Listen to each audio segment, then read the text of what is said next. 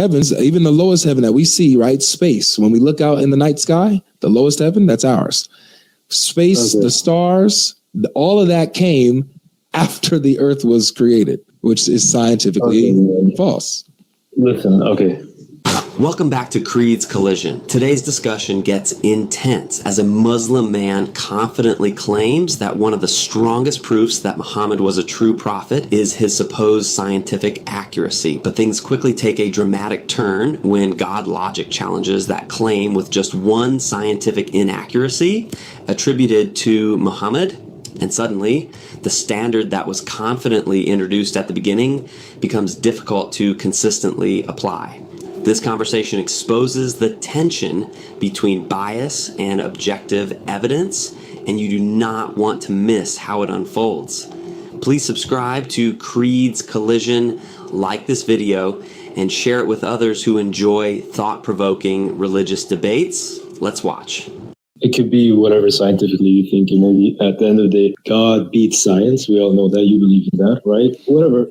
No, remember, you appealed to this. You appealed and said that Muhammad gets scientific accuracies correct, which shows that he's a true prophet and the Quran is true. So that would mean that if he gets scientific inaccuracies, then the Quran is false and he's a false prophet. Yeah, but there's no inaccuracy. Because that's just how God created it. I know you showed me, but that's just how God created it. It's not about science.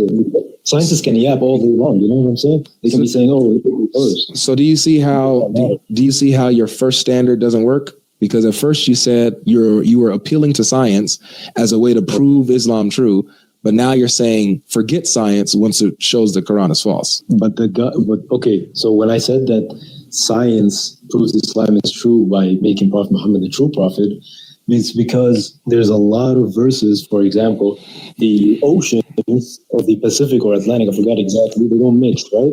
Brother, you're missing my point. You're missing my point.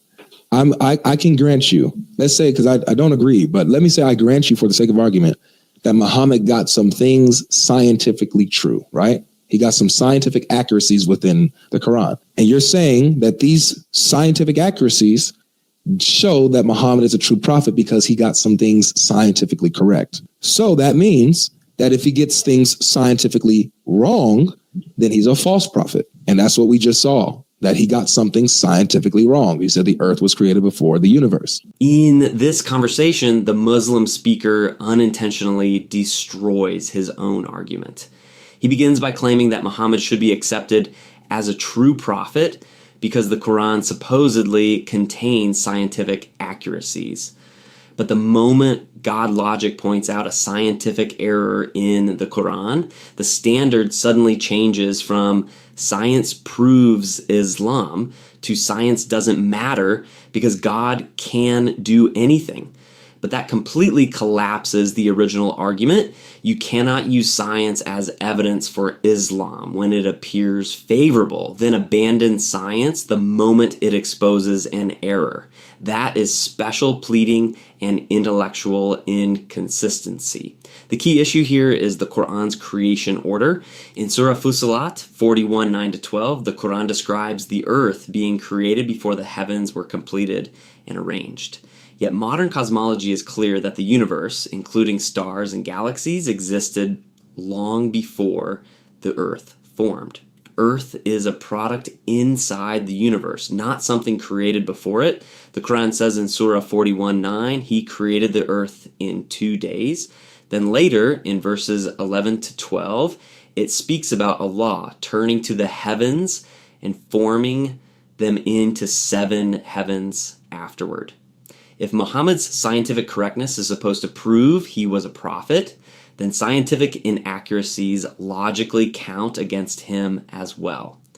A true prophet sent by an all-knowing God should not make demonstrably false scientific claims. That is why this conversation is significant. It shows that the appeal to scientific miracles in the Quran becomes self-defeating once even one clear scientific error is acknowledged. Yeah, but the thing is, you can say how heaven's got to be first, and then you got to say earth got to be second, but you don't know if that's actually true. You can't even prove it. You're missing it again. According to science, It is objectively factual that the universe came before the earth. That's a scientific so when fact. you read the verse, okay, I can say one thing. When you read the Quran verse, right? Mhm. It said it put earth, but it never said God created earth first. Then he just said God created earth in 2 days. Yeah. And So, then they had, right. So when you say "and then," what does the word "then" mean? and then is when Something comes I mean, next, right? 100%, yeah. But at Yeah. the same time, So he created the earth. He created the earth. Look, he doesn't have to say I created the earth first.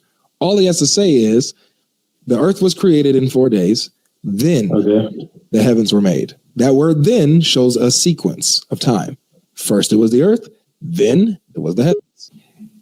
Okay, cool, man. I don't want to like elaborate more because I'm not scientifically like very knowledgeable about the facts. Okay, what makes this important is that many Muslims argue that the Quran's scientific accuracy proves Muhammad was a true prophet. But if the Quran contains scientific inconsistencies and inaccuracies, then that claim collapses. A perfect revelation from an all-knowing God should not conflict with objective reality. And if Muhammad delivered teachings that contradict known facts, then serious questions must be asked about his prophethood and the divine origin of the Quran itself. This debate shows why it is important to test religious claims carefully instead of blindly accepting them. Truth should stand up to scrutiny, logic, and evidence. If you enjoyed this video, don't forget to subscribe to Creed's Collision, like this video, and drop your thoughts in the comments below. We want to hear from you. Thank you.